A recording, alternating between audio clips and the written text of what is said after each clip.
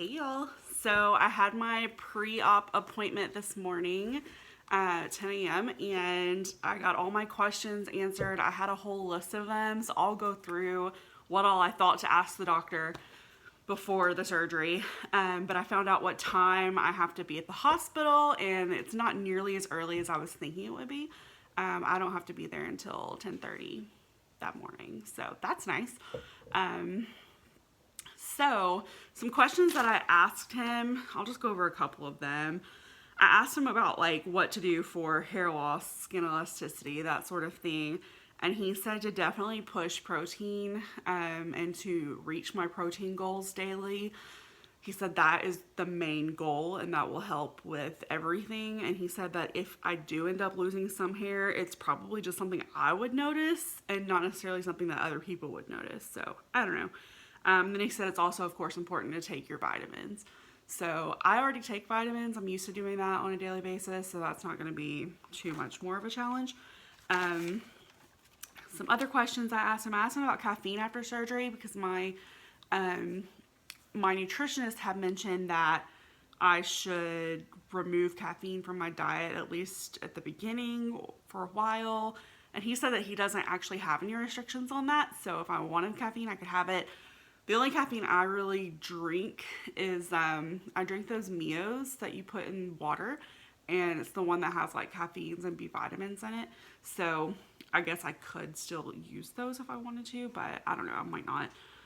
I asked if I should have any concerns about my health post-op, like look out for anything, and he said basically look for if you have a fever or chills or any kind of new abdominal pains. Those are things I should call his office about, but essentially if I'm feeling good, then all lights are green, I'm good. So that's good.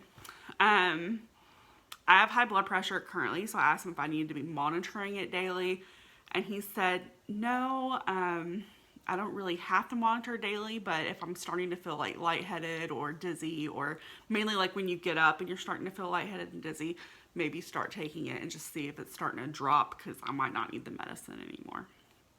And then with sleep apnea, because I also have sleep apnea, I asked him when would I need another sleep study? Like, do I need to schedule that 6 months out, or, what do I need to do about that? And he said a lot of people just go by what their partner says. So, like, if you're a snorer and you're not snoring anymore, maybe you don't need the CPAP. And he said you could also do like one night tests where you don't use it and see if you feel rested the next morning. So I currently, like I said, I use a CPAP and I don't feel rested even after using it the next morning. Like, I am still just exhausted. Like, it's not good.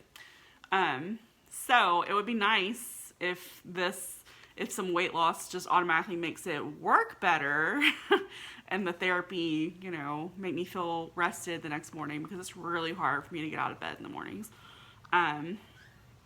So really that's what I'm most excited about, is that like not needing a CPAP eventually. So I also asked him when I could begin to exercise besides just walking, which I don't always consider walking necessarily just exercise. I feel like that's just something you do every day, but he said I could start aerobic exercise immediately.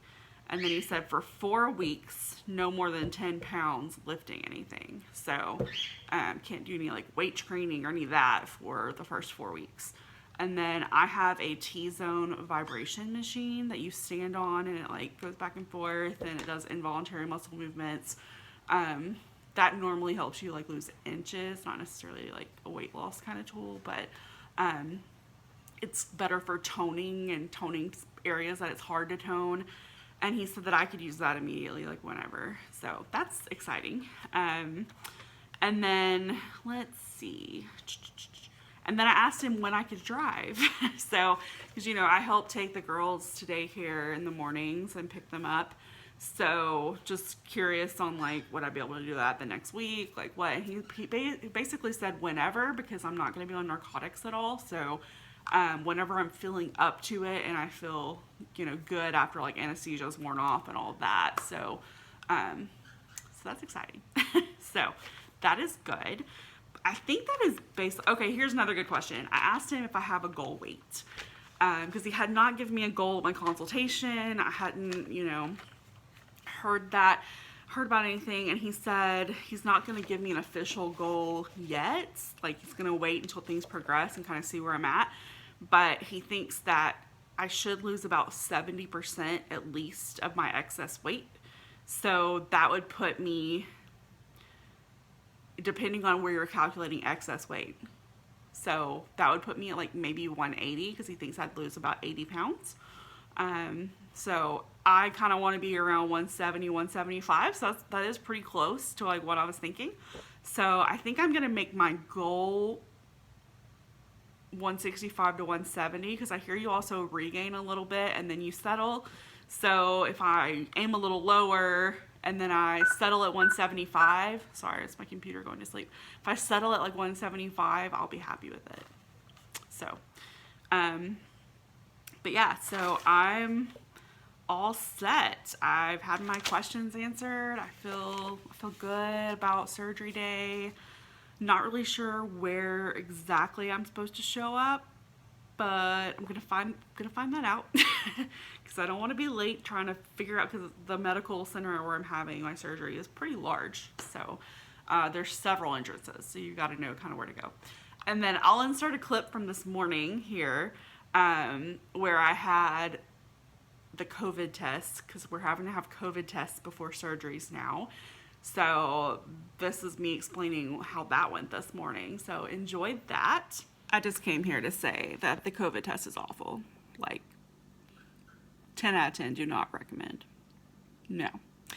Had to have it done for surgery. So I went in this morning and they said if you get there at 8, they can get you in and out pretty quickly. So I got there right before 8 and only had to wait for a little bit. I think I was leaving the office by 8:23, which was perfect because I had a phone call meeting at 8:30. So they got me in and out quick, which was nice. I had to take my temperature, do all those things before I can enter the building.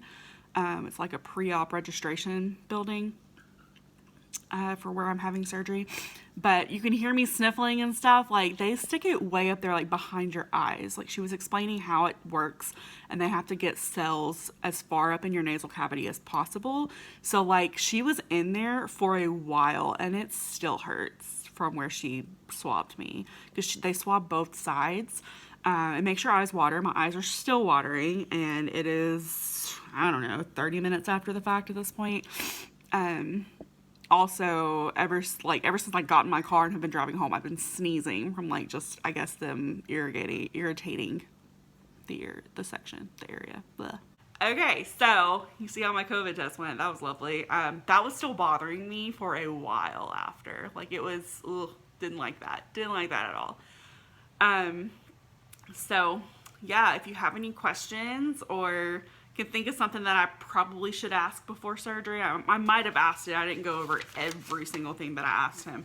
But if you want to, go over that. Oh, pre-op diet. I guess I could talk about that. So a lot of people have to do like a 2-week liquid diet before surgery.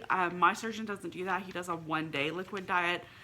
So I can have any kinds of liquids that are clear, or like protein shakes, that kind of thing. So that's nice. So it's just a 24-hour one, and then that kind of leads me into the clear liquids after surgery too.